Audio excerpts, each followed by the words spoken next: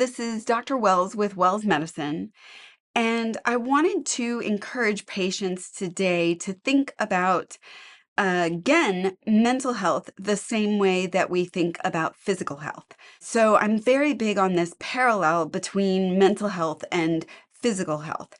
And I don't just mean that in the sense that when you exercise, you have a better mood. I mean it also in that our society and our culture right now treats physical health very much as something that it requires some amount of exercise to maintain physical health.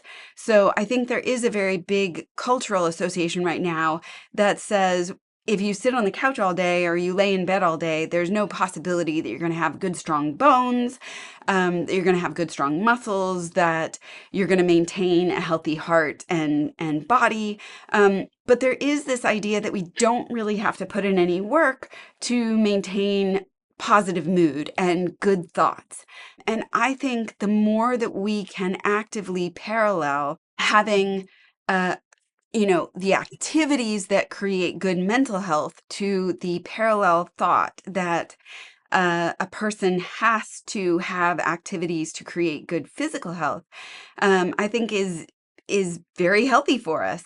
So I have a lot of patients who know that they need to put in some amount of time every day. Doing resistance training to increase their bone strength or doing aerobic training to increase their cardiovascular strength. And they follow the amount of weight that they can lift, and they follow the amount of reps that they can do, and they follow the amount of time it takes for them to run a mile. And they follow how breathless they are climbing a set of stairs, and their heart rate variability, and all of these very markers of physical health. And they know that they need, and they block out without shame or guilt or recriminations, a set amount of time every day to do those things. And they don't look upon, physical health as something that they should be able to get away with not doing anything for and just being able to have a good physical, healthy body.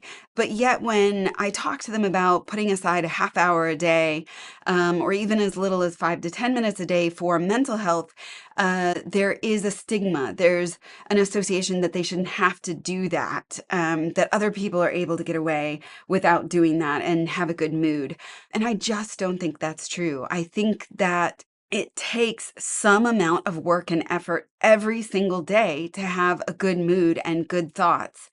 And that when we think that other people just miraculously have that good mood and good thoughts and don't put in any work, it really creates this sense that we are somehow broken because we have to do that work.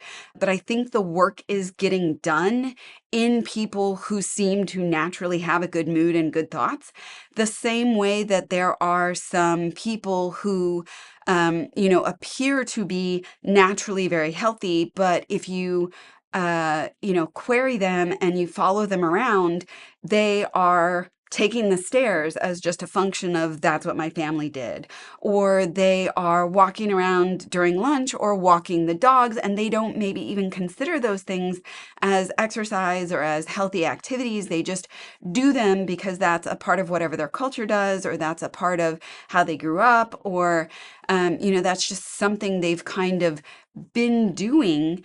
And so they may not be consciously setting out to be healthy, in the way that people raised in maybe a diet and exercise culture, kind of set aside that as exercise, as something to do for my osteoporosis, as something that I have to do for my physical therapy for my back.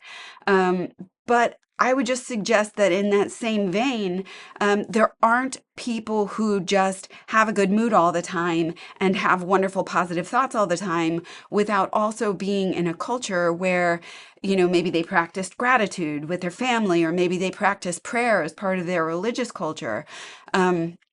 Or maybe they had a parent who had a mantra of something affirming, or they practiced affirmations, or they, were reading positive psychology books or disguised as other things. But I would just say that people who generally have a positive, upbeat sort of affect probably in general are very similar to those people that seem very physically fit without doing any work. It's probably buried in there somewhere. So if we can move away as a culture from the idea that you can, have a free lunch or have something for nothing, and kind of settle in the idea that just like physically, there is work required to have a healthy body, there is mentally every day a little bit of work required to have a happy sort of physical, mental body.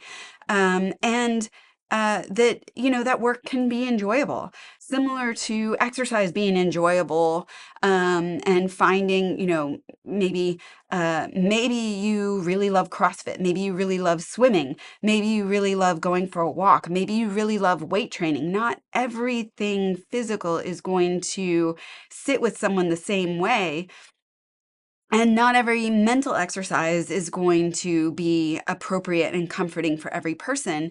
So I think it's about trying different mental exercises to find the one that fits. If someone told me I had to swim every day, I just wouldn't exercise. That would not be something that I would want to do. I wouldn't be comfortable with it. I wouldn't be happy doing it.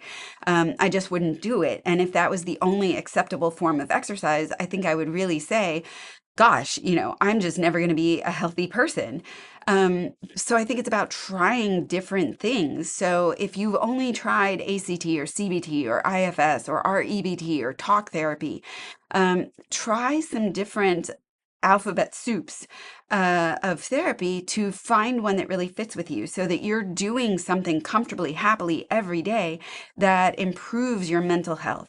But I do think it's about changing our perspective to say that it really is work that is required every day. Not that we're broken, not that other people don't have to do it, but it's just work that we have to do every day to help us, remain or help us become that healthy person, mentally and physically.